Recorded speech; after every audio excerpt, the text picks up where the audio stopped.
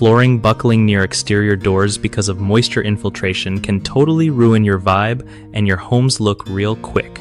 So, the first thing you want to do is check if water is sneaking in around your exterior door, especially after rain or snow.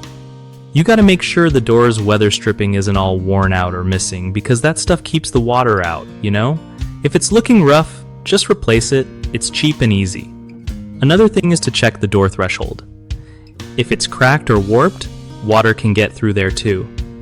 Also, keep an eye on your gutters and downspouts so they're not dumping water right next to your door. That's a big no-no. If you notice water pooling near the door, try adding some gravel or fixing the slope so water flows away from your house.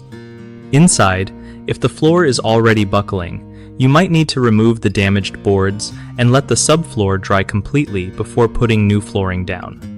Using a dehumidifier in that area can help keep moisture levels low and stop the problem from coming back. One of the biggest mistakes people make with flooring buckling near exterior doors is ignoring early signs like slight warping or soft spots, which just lets the problem get worse.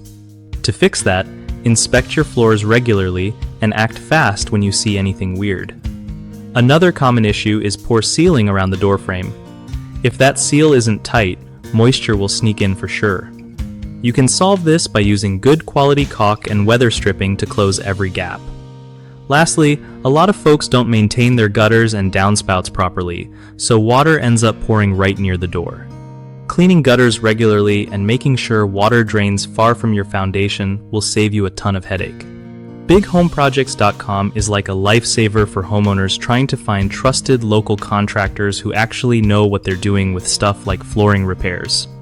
And for contractors, it's a solid way to get real work and build their business with folks who need their skills.